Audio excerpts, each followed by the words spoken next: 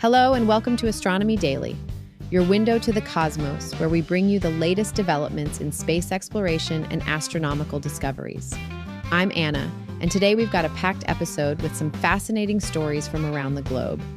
Coming up, we'll dive into the details of Firefly Aerospace's recent Alpha rocket failure, which unfortunately resulted in a Lockheed Martin satellite crashing into the Pacific Ocean.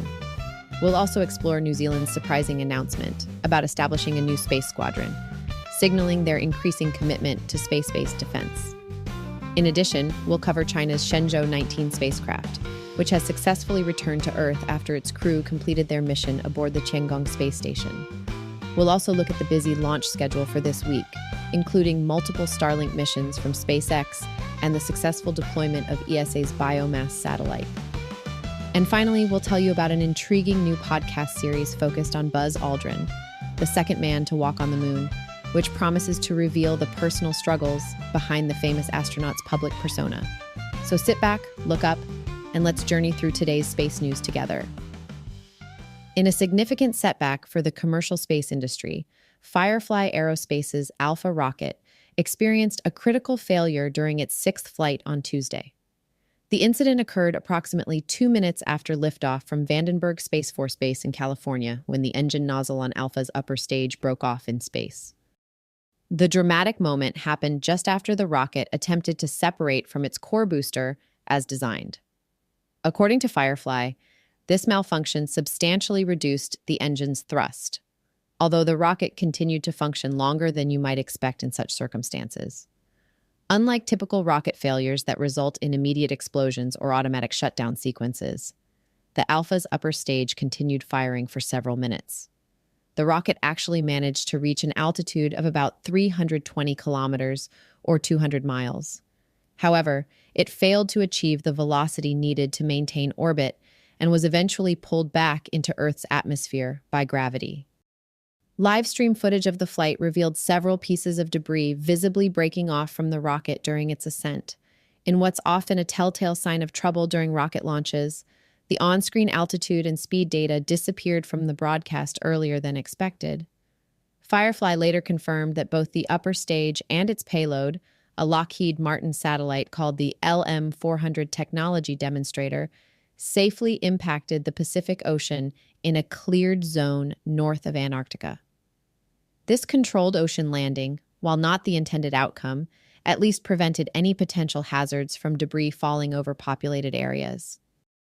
This mission held particular significance as it was the first launch under an ambitious agreement between Firefly and Lockheed Martin that could have included up to 25 flights through 2029. The satellite itself was self-funded by Lockheed Martin and designed to test technologies intended for future military and civilian applications. Despite the failure, Lockheed Martin maintained a positive outlook, with a spokesperson noting that navigating risk and going fast are part of these self-funded demonstrations. They added that insights gained during the satellite's production will still benefit future customers. This latest incident brings Firefly's success rate to a concerning level: 4 failures out of 6 Alpha flights since 2021. The company's journey has been tumultuous, to say the least. Founded in 2014, Firefly filed for bankruptcy in 2017, underwent an ownership change due to U.S. national security concerns in 2022, and faced leadership turmoil when its CEO was ousted in 2024 following an inappropriate relationship. Despite these challenges, the company achieved a remarkable success just 1 month ago with a breakthrough moon landing. Firefly is one of several smaller aerospace companies competing to establish themselves in a launch market dominated by SpaceX. In the wake of Tuesday's failure, Firefly announced it's working closely with Lockheed Martin, the U.S. Space Force, and the Federal Aviation Administration to determine the root cause of the mishap and prevent similar incidents in future launches. In a noteworthy development for our Southern Hemisphere neighbors, the New Zealand Air Force has announced plans to establish a dedicated space squadron. What makes this particularly interesting is the squadron's modest size. Just 15 personnel will staff this new military space unit, making it one of the smallest specialized space units among nations with military space programs. This move signals New Zealand's growing commitment to space-based defense and international security initiatives, despite the relatively small footprint. Military experts suggest that even with limited personnel, the squadron could play a significant role in space situational awareness, satellite communications, and coordination with allied space forces. New Zealand's strategic position in the South Pacific makes it an ideal location for certain types of space monitoring and operations that complement the capabilities of larger allies like Australia and the United States. The country has already been developing its commercial space sector, with Rocket Lab's launch facilities on the Mahia Peninsula establishing New Zealand as one of the few nations with orbital launch capabilities. A senior military official indicated that while small in size, the Space Squadron represents a meaningful evolution in New Zealand's defense posture, acknowledging the increasing importance of space as a domain for national security. The squadron is expected to focus on developing expertise in space domain awareness, tracking potential threats to satellites, and supporting multinational space operations. This development comes at a time when many nations are reassessing their military space capabilities in response to growing concerns about the vulnerability of space-based assets that support critical infrastructure, communications, and navigation systems.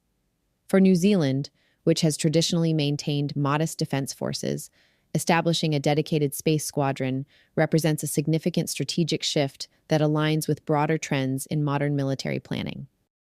The timeline for the squadron's full operational capability has not been publicly disclosed, but defense analysts expect it will integrate closely with New Zealand's existing intelligence and communications infrastructure to maximize its effectiveness despite its limited size. And we can chalk up another successful mission today. China's Shenzhou 19 crewed spacecraft has successfully touched down in northern China, marking the end of a mission that began back in October of last year. The landing, which was originally scheduled for Tuesday, was delayed by a day due to unfavorable weather conditions at the landing site. The spacecraft carried a crew of 3 Chinese astronauts who had spent nearly 6 months aboard China's Tiangong space station. The team consisted of 2 male astronauts, ages 48 and 34, along with China's 3rd female astronaut, who is 35 years old. For the 2 younger crew members, this mission represented their first journey into space. All 3 astronauts are members of China's military air force, highlighting the close connection between China's space program and its military capabilities. During their extended stay on the space station, the crew conducted a series of scientific experiments, with a particular focus on technologies related to potential human habitats beyond Earth. One of the most intriguing experiments involved testing bricks made from simulated lunar soil in the space environment. This research could prove crucial for China's ambitious lunar plans, as these materials might eventually be used in the construction of a permanent research station on the moon. China has stated its intention to establish such a lunar base by 2035, and successful materials testing represents an important step toward that goal. The Shenzhou 19 mission is part of China's regular rotation of crews to the Tiangong space station, which was officially completed in November 2022. These missions typically involve 3 astronauts at a time, with 6-month deployment periods and brief overlap periods during crew transitions, allowing for proper handover of station operations. China's rapidly advancing space program has become a point of national pride for the country, and a source of concern for some international observers, particularly the United States. The Chinese Space Agency has been making remarkable progress in recent years, with increasingly ambitious goals including a crewed lunar landing targeted for 2030. The safe return of the Shenzhou 19 crew underscores China's growing capabilities in human spaceflight operations.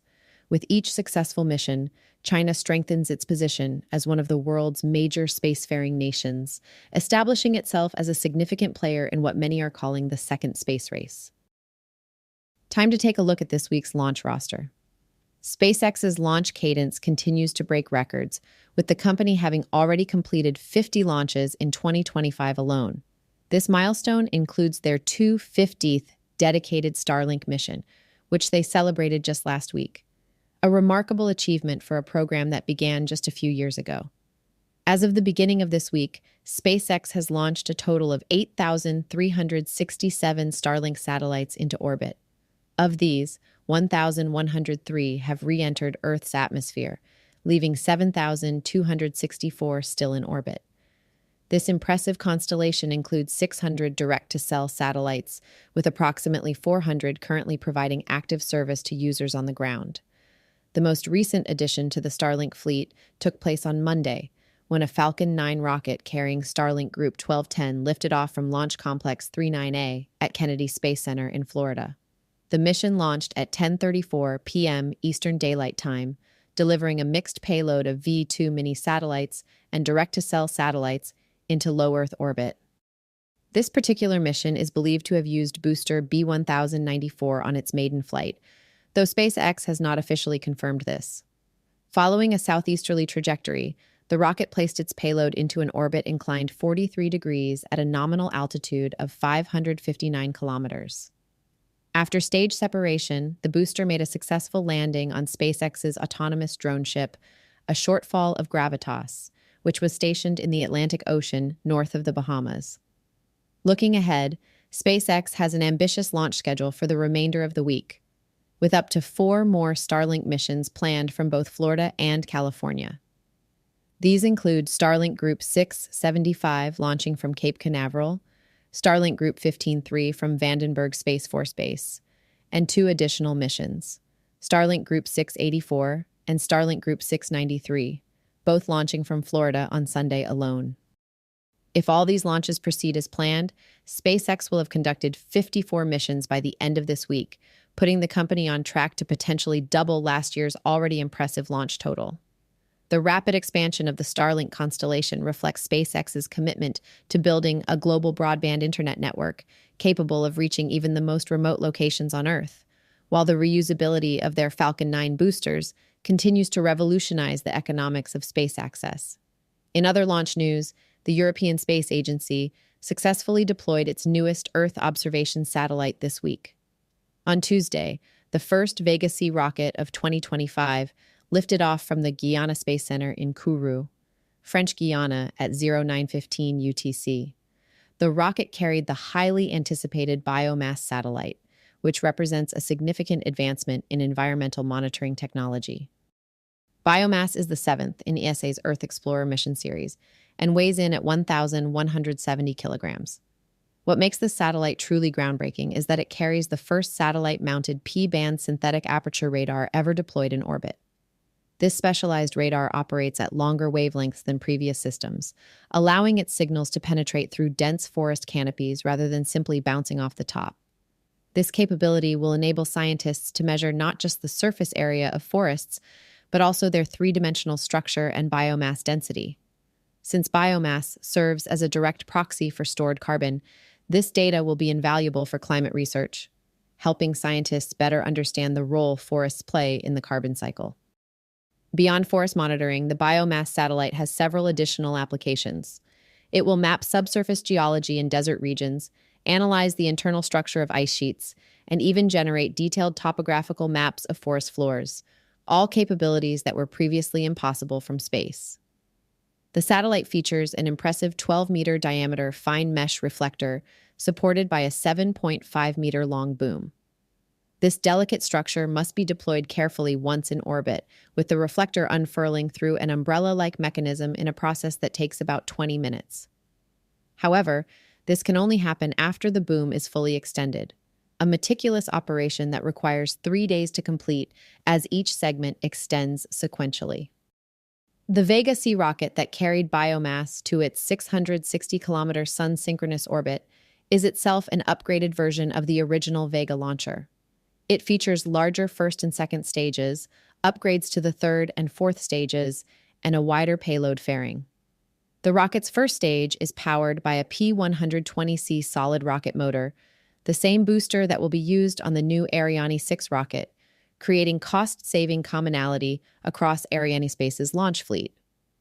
The biomass mission is expected to operate for at least 5 years, providing critical data that will enhance our understanding of Earth's forests and their role in regulating our planet's climate. Finally today, space enthusiasts and history buffs will soon have a new podcast to add to their listening queue. A dramatic new audio series titled Buzz is set to launch on May 6th, featuring acclaimed actor John Lithgow portraying Apollo 11 astronaut Buzz Aldrin. While most of us know the story of Aldrin as the second man to walk on the moon alongside Neil Armstrong, this podcast promises to delve much deeper. As Lithgow narrates in the trailer, that's the story you think you know. This is the story you don't. Written by Stephen Cronish, known for his work on the television series 24, the podcast is described as a riveting human drama that examines both the Apollo 11 mission and the personal struggles Aldrin faced throughout his life. The series will explore how Aldrin confronted his own frailties, overcame generational demons, worked to repair fractured relationships, and ultimately triumphed over addiction. The production features an impressive cast, with Lithgow portraying Aldrin in his later years and Jeffrey Arend playing the astronaut during the Apollo 11 era. Director John Scott Dryden highlighted that the podcast puts listeners at the heart of the action in what he calls an immersive space drama in audio. While Aldrin himself, now 95, wasn't directly involved in the production, the series draws from the extensive writings and interviews he's given over the years. Through 4 published memoirs between 1973 and 2016, Aldrin has been remarkably candid about the immense pressure from his parents, his complex relationships with fellow astronauts, his failed marriages, and his battle with alcoholism. The podcast aims to reveal a more complete picture of Aldrin's story, not just celebrating him for his historic moonwalk, but for the perhaps more difficult journey he undertook after returning to Earth. As Lithgow explains in the trailer, Aldrin became a true hero, not because he conquers space, but because he conquers himself. Buzz represents a collaboration between iHeart Podcasts and Thoroughbred Studios, with production by Goldhawk Productions. The series is part of a broader initiative to reimagine significant moments in American history through high-quality audio storytelling. And that brings us to the end of another action-packed episode of Astronomy Daily. What a week in space it's been. From the unfortunate failure of Firefly's Alpha rocket, sending Lockheed Martin's satellite into the Pacific instead of orbit, to New Zealand's modest but significant step into military space operations with their new 15-person squadron. We've tracked China's Shenzhou 19's spacecraft and its crew, safely returning to Earth after their 6-month mission aboard the Tiangong space station, where they've been conducting fascinating experiments, including testing those lunar soil bricks that could one day help build humanity's first moon base. SpaceX continues its relentless pace with multiple Starlink launches planned this week alone, adding to the more than 7,000 satellites already in orbit. And of course, the successful launch of ESA's groundbreaking biomass satellite, which will give us unprecedented insights into our planet's forests and carbon storage. I'm particularly looking forward to that new Buzz podcast about Aldrin. It's always fascinating to look beyond the iconic moments in space history and understand the very human stories behind them. Thanks so much for joining me today on Astronomy Daily. I'm Anna, and I'll be back soon with more stories from beyond our atmosphere. In the meantime, why not visit us at astronomydaily.io, where you can sign up for our free daily newsletter, catch up on all the latest space and astronomy news with our constantly updating newsfeed, and listen to all our back episodes whenever the cosmic curiosity strikes you. Until next time, keep looking up.